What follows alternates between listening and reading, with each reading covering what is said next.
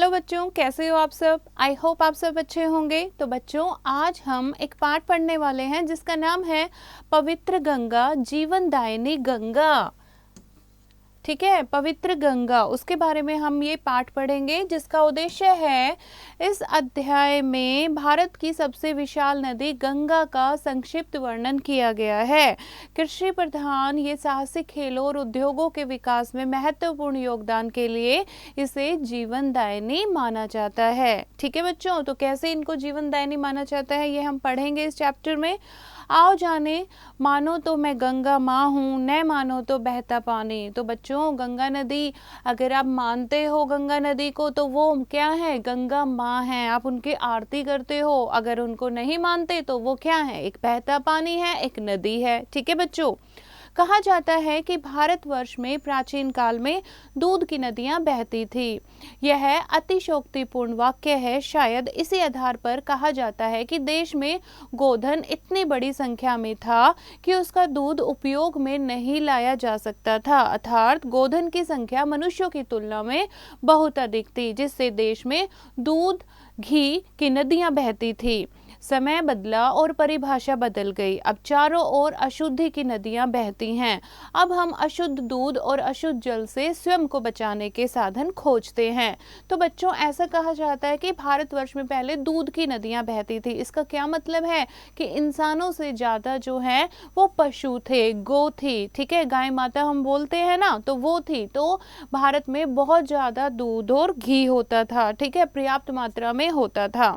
तो बच्चों, आज देखो आप, जो पॉपुलेशन है यानी कि जनसंख्या है वो इतनी ज़्यादा बढ़ गई है कि हम शुद्ध दूध, शुद्ध घी की तलाश में हम खोजते ही रहते हैं, और साफ पानी भी हम खोजते ही रहते हैं। तो पहले का जो पानी होता था, पहले का वो जल होता था, वो बहुत ही साफ सुथरा और पवित्र होता था, क्योंकि इतनी जनसंख्या नहीं थी जितना कि अब जनसंख्या है, जिसने पूरी नदियों को, नालों को अपवित्र यानी कि प्रदूषित कर दिया है। ठीक है बच्चों, आगे बढ़ते हैं। भारत नदियों का देश है। यहाँ की समस्त नदियाँ मीठे जल का स्रोत मानी जाती हैं। विश्व की नदियों की तुलना में भारतीय नदियाँ दिव्य मानी जाती हैं। दिव्य यानी कि अलौकिक। ठीक है, पूरे विश्व में नदियां होती हैं, लेकिन भारत की नदियों की हम पूजा करते हैं, इन्हें अलौकिक मानते हैं, यानी कि भगवान से जुड़ी हुई मानते हैं। गंगा यमुना दोनों केवल नदियां या जल स्रोत ही नहीं अपितु देवियां हैं। गंगा को भगवान विष्णु की चरण धोवन तथा यमुना को सूर्य पुत्री के रूप में माना जाता है।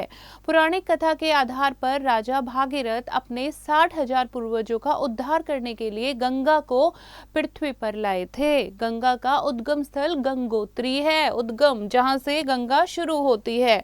कहां से शुरू होती है बच्चे? गंगोत्री से। ठीक है, उसके बाद आगे बढ़ते हैं। केदारनाथ से लगभग 40 किलोमीटर आगे और समुद्र तल से लगभग 5,000 मीटर की ऊंचाई पर स्थित एक ग्लेशियर है। ग्लेशियर जो गंगोत्री जिसका नाम है। यहाँ पहाड़ों पर जमी बर्फ पिघल पिघल कर नदी के रूप में नीचे की ओर बहना आरंभ करती है। जहाँ से गंगा निकलती है उस स्थान को गोमुख कहते हैं। ठीक है, जहां से गंगा निकलती है उसको क्या कहते हैं? गोमुख। और कहां से निकलती है गंगा? गंगोत्री से।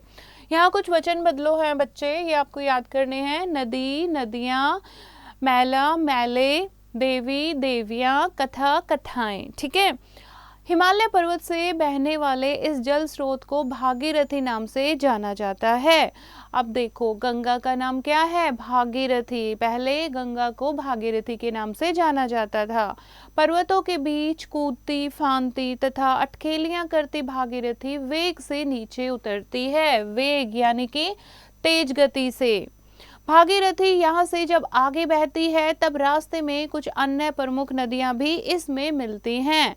इसमें जब आगे आती है गंगा तो उसमें कुछ नदियां और मिल जाती हैं, जैसे कि मंदाकिनी और अलकनंदा मुख्य हैं। इस कारण ही गंगा को कई जगह इन नामों से भी जाना जाता है।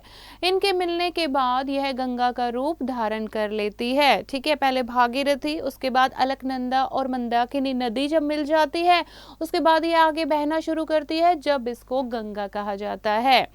उसके बाद बच्चे हिमालय को बीच में से काटकर बहती गंगा दक्षिण पश्चिम की ओर मुड़ती है और तब यह हरिद्वार पहुंचती है।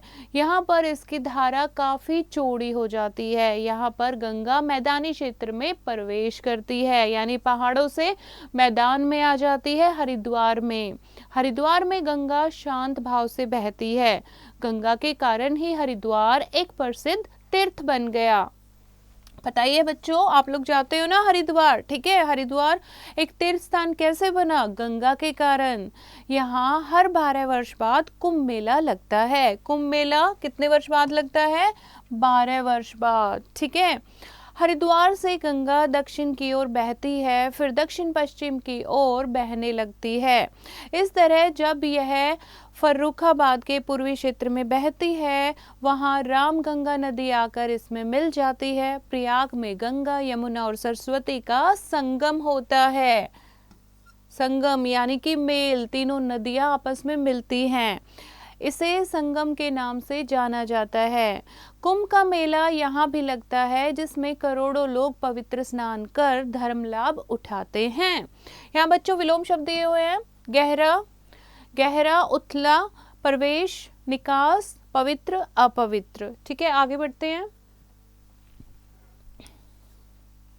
प्रयागराज इलाहाबाद से गंगा पूर्व दिशा की ओर बढ़ती है, फिर यह आगे बढ़ती है और धीमी चाल से चलती चलती वाराणसी पहुंचती है। वाराणसी का पुराना नाम काशी है। वाराणसी का पुराना नाम क्या है? काशी। अब किस नाम से जाना जाता है? वाराणसी के नाम से। और इसे लोग बनारस भी कहते हैं। यहाँ मेरे किनारों पर बहुत सुंदर घाट बने हैं। यह नगर भी एक प्रसिद्ध तीर्थ स्थल है। अगर आप बनारस नहीं गए हो तो आप बनारस जाकर देखो, वहाँ भी सुंदर सुंदर घाट बने हैं। बनारस जो है ये भी एक तीर्थ स्थल है, ठीक है। यहाँ पर भी लोग जो है वो स्नान करने आते हैं। जब गंगा नदी वाराणसी से आगे बढ़ती है तो उत्तर की ओर से मार्ग में गोमती और घाघरा नदियां इसमें समाहित होती हैं। मार्ग में यानी कि रास्ते में, समाहित यानी कि मिल जाती हैं पूर्ण रूप से। क्या आपको पता है कि नवाबों का शहर लखनऊ गोमती नदी के किनारे पर बसा है? गोमती नदी बच्चे जो लखनऊ से आती है, ठीक है। लखनऊ गोमती नदी के किनारे बसा है और लखनऊ को नवाबों का शहर भी कहा जाता है। घाघरा का दूसरा नाम सरयू है। और देखो घाघरा का दूसरा नाम क्या है? सरयू। यह वही नदी है जिसके किनारे भगवान राम की जन्मभूमि अयोध्या है। इन नदियों का पानी लेकर गंगा आगे बढ़ती है और बिहार राज्य में प्रवेश करती है।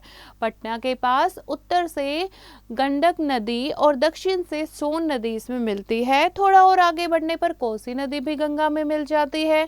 इस भाग में गंगा का पानी काफी गहरा है। बरसात के दिनों में यहाँ बाढ़ आ जाती है और पानी दूर दूर तक फैल जाता है। यहाँ के लोगों ने अपने गांवों और खेतों को बाढ़ से बचाने के लिए गंगा के किनारों पर बांध बनाए हुए हैं।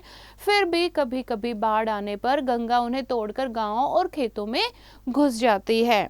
अब आगे बिहार राज्य की पूर्वी सीमा पर राजमहल की पहाड़ियां हैं। इन पहाड़ियों की तलहटियों को छूती हुई गंगा बंगाल राज्य में प्रवेश करती है, ठीक है। बिहार में गंगा के कारण कई बार बाढ़ आ जाती है, वहां बांध भी बना रखे हैं लोगों ने, लेकिन जब भी बारिश बहुत ज़्यादा होती है तो गंगा उन बांधों को तोड़कर फिर भी खेतों और गाँव में आ जाती है, यानी कि फिर भी वहाँ बाढ़ आ जाती है। बिहार के बाद जो है गंगा बंगाल राज्य में प्रवेश करती है। गौरनगर के खंडहरों से 32 किलोमीटर आगे गंगा अनेक शाखाओं में बंटकर मुहाना बनाती है। बंगाल की खाड़ी का यह पहला मुहाना समुद्र तट से 480 किलोमीटर दूर है। बंगाल में गंगा के अनेक नाम प्रचलित हैं। पहले वह पद्मा कहलाती है।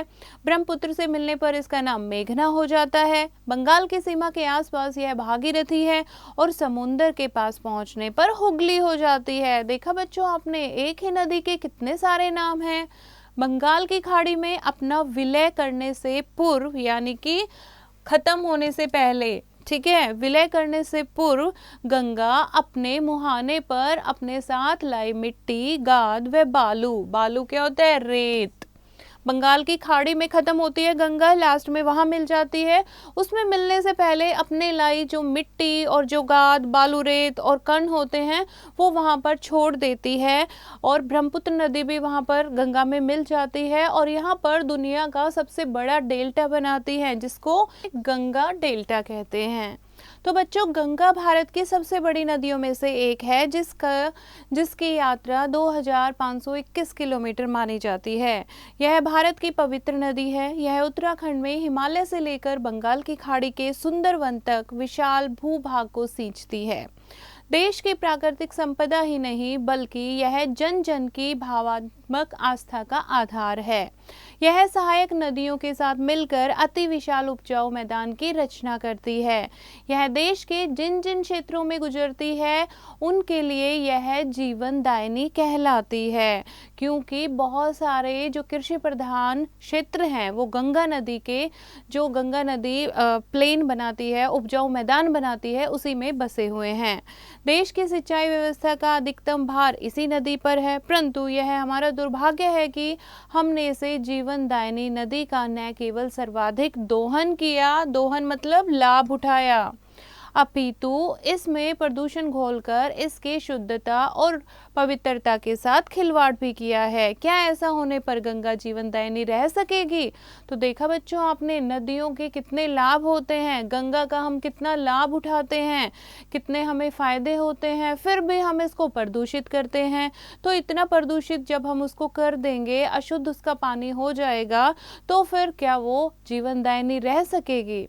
जिस प्रकार हमने गोधन का शोषण व दोहन करके उन्हें कल कारखानों में पहुंचाया और आज हम दूध की कमी से जूझ रहे हैं, उसी प्रकार देश अविरल नदियों को गंदे नालों के रूप में पा रहा है।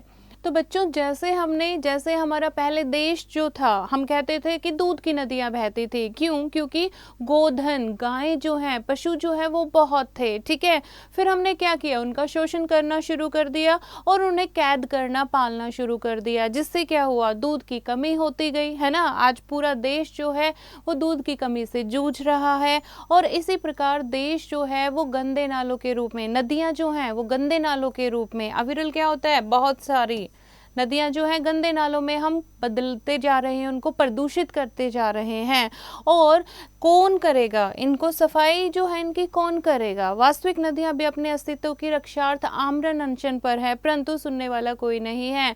जब तक नदियां आमरण यानी कि मर नहीं जाती, समुद्र में मिल नहीं जाती, तब तक वो ये सोचती हैं कि हमें प्रदूषित ना करें, कोई हमारी रक्षा करे, लेकिन सुनने वाला कोई नहीं है, क्योंकि हम मनुष्य ही तो हैं जो नदियों के पानी को दूषित करते हैं। तो बच्चे, चिंताजनक सत्य क्या है यहाँ कि भारत की नदियां दिन प्रतिदिन प्रदूषित हो रही हैं। इन्हें प्रदूषण मुक्त बनाने का हम सबको प्रयत्न करना चाहिए, क्योंकि ये नदियां जो हैं ये जीवनदायिनी ही, हम इन्हें रहने देना चाहिए, हमें इन्हें प्रदूषित नहीं करना चाहिए। तो बच्चों, ये था आज का पाठ। आशा करती हूँ आपको समझ आया होगा। एक बार फिर से इस पाठ को पढ़ेंगे और अभ्यास जो है उसको स्वयं करेंगे।